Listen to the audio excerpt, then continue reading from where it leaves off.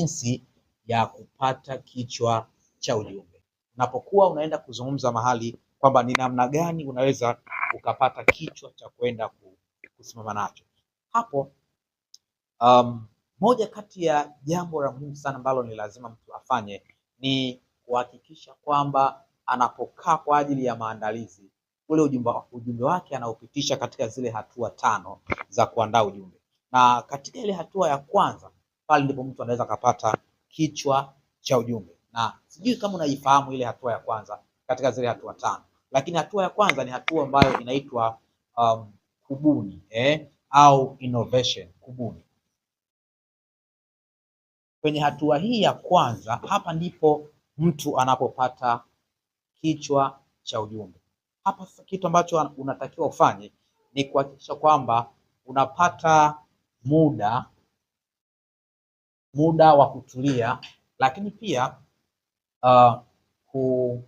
kufanya kitu kingine au kupata kitu kingine ambacho hapo utaanza kubuni utaanza kubuni. Sasa hapo unapokuwa unabuni, ndio kwamba inabidi uwe na utaratibu wa kuandika zile title au vile vichwa vya habari ambavyo vinakuja kichwani mwako. Unaweza ukaandika vichwa vya habari hata 2, 3, halafu baadaye ukachagua kimojawapo ambacho unaweza ukaenda kusema nacho. Lakini katika eneo hili kuna angalizo.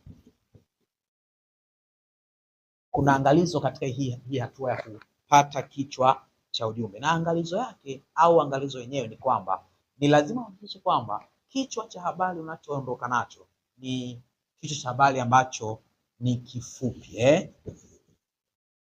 kifupi. Unajua, wakati mwingine unaweza ukaenda kuzungumza mbele za watu au ukaenda kuhubiri, lakini ukaenda na kichwa cha habari ambacho ni kirefu sana. Unapoenda na kichwa cha habari ambacho ni kirefu sana, ile huwa inachangia sana kuwafanya watu washindwe kusikiliza. Kwa sababu gani? Unakuta mtu umemchanganya mwanzoni. Yaani unaposema kwamba leo ninaenda kuzungumzia kitu fulani, pale umemchanganya mtu. Haelewi. Yaani kile kichwa cha habari chenyewe jinsi kilivyo hakieleweki. Kwa mtu anapata picha kwamba hata ujumbe hautaeleweka. Pale mtu anaamua kwamba hata kusikiliza ujumbe wako. Kwa hiyo hapa huwa mimi napendekeza watu wote ambao huwa nawafundisha namna ya kuandaa ujumbe, huwa napenda kuwafundisha kwamba unapoandaa kichwa cha habari, jitahidi sana kichwa chako cha habari kisizidi maneno 5. Uwe na kichwa cha habari ambacho hakizidi maneno 5. Ikizidi sana yawe maneno 6, yaende mpaka maneno 6, lakini yasiwe zaidi hayo. Unapokuwa na kichwa cha habari kifupi, huwa inapelekea sana mtu kuwa na msukumo wa kusikiliza, lakini pia na kusababisha kwamba kile kichwa chako cha habari kiweze kueleweka. Kwa mfano, unaweza ukaamua kuandaa ujumbe wako, na katika ujumbe wako labda unaenda kuhubiri mahali, ukaamua kwenda na kichwa kinasema labda maadui, ukaenda na kichwa kinasema maadui wa imani. Habari hiki ni kichwa cha habari ambacho kinaeleweka vizuri, maadui wa imani. Kwa hapa mtu akisikiliza kwamba leo tunaenda kuzungumzia maadui wa imani, inaeleweka kwake na inampa picha kwamba wewe unataka kumpeleka wapi. Lakini unaweza kaamua mwingine, anaweza kaondoka na kichwa akasema maadui wa imani walivyotumika kuleta mabadiliko katika kanisa la siku za mwisho. Ni kichwa cha habari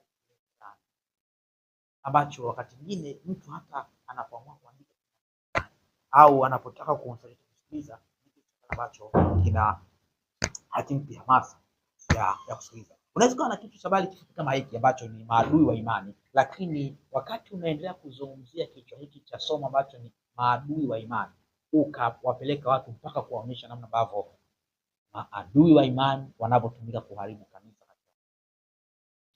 Sasa mtu mwingine anaweza kuamua kuondoka na kichwa cha habari ambacho labda akasema